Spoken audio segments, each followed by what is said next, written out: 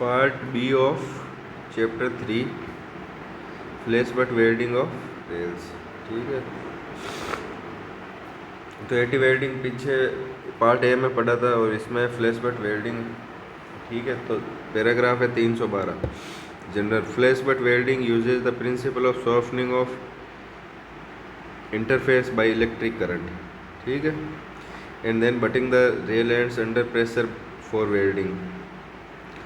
Rail ends को butting करते हैं बाई प्रेशर फॉर वेल्डिंग। ठीक, in Indian railways flash butt welding is done by stationary flash butt welding plant और by mobile flash butt welding plant. ठीक है, stationery भी होता है और मोबाइल मतलब जो इनसे तो मतलब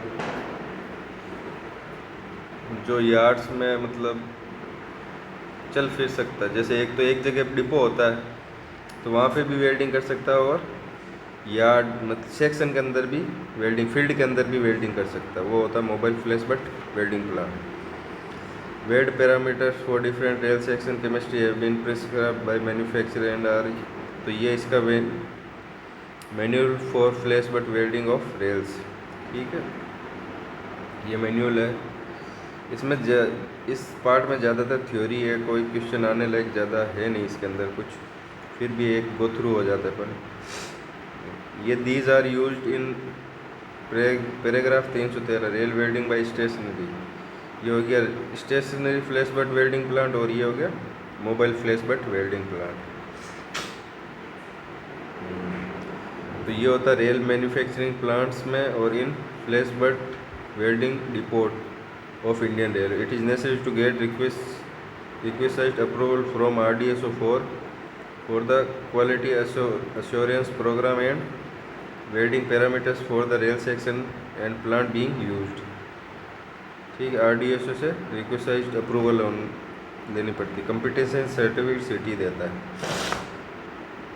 वेल्डिंग ऑपरेटर्स को। ठीक है, अब ये मोबाइल हो गया। तो ये manual for flash butt welding of rails इसमें दिया हुआ, ये हो गया QAP quality assurance programme for mobile flash butt welding shall be got approved from. इसके लिए RDSO देता है।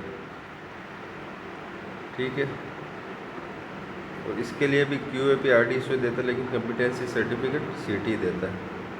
ठीक है, Annex 10 of rails after having obtained RDSO approved for quality assurance program, approval for field welding shall be granted after execution of this weld on track. ठीक है, carried out in 2 shifts.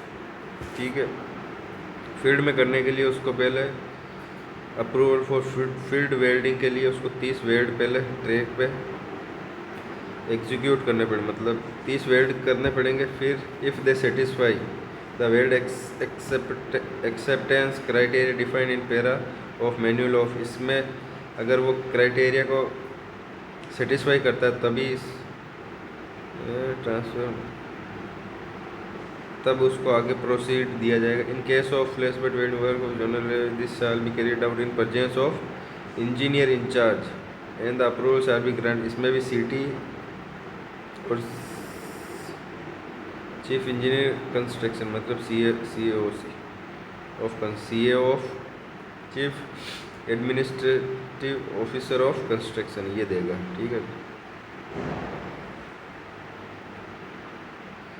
The welding operators are also to be certified by prescribed authority. ठीक है, suitability of rails suitable old और new दोनों कर सकते हैं, ये पढ़ना पड़ेगा। ठीक है, मैनुअल। अब एक्सेप्टेंस टेस्ट उसके लिए जैसे 3 थे तो उसके लिए भी मेरे हिसाब से 3 ही होंगे। ठीक है, अल्ट्रासाउंड चौथा लैब टेस्ट भी है। ठीक है,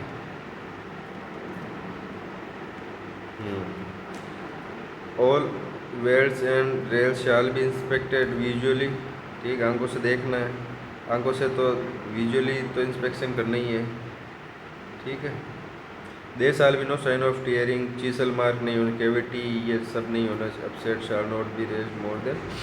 ठीक है, trimming and upset shall not be raised more than 3 mm and there shall be no depression in accordance with NXJ4 of manual इसके हिसाब से, ठीक है।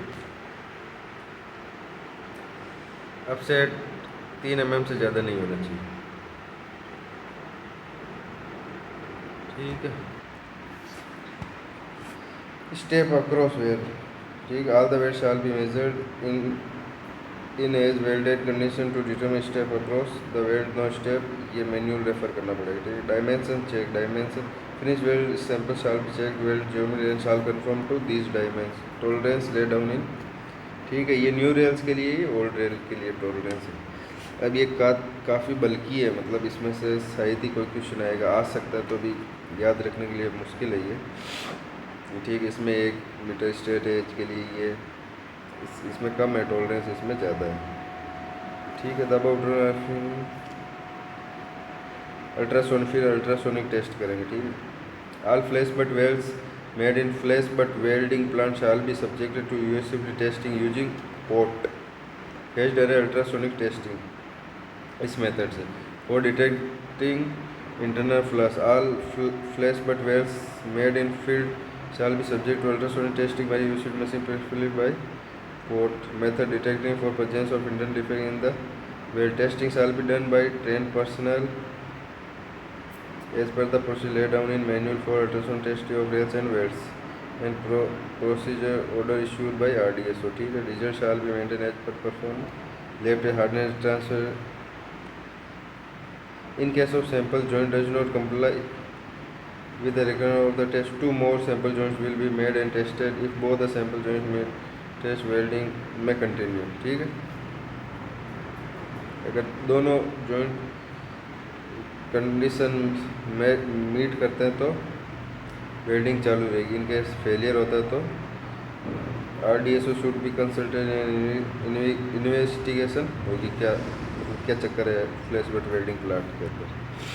अभी एनेक्सर फिगर अपने देख ही लिए थे। अब ये है एनेक्सर 3/2, ये तीनों प्रोसेस है, air petrol pre heating, compressed air petrol pre heating, oxy LPG pre heating, ये अदर इक्विपमेंट दे रखे हैं, ठीक है। ये जो इक्विपमेंट लगते हैं ये वेल्डिंग टीम दे रखी है।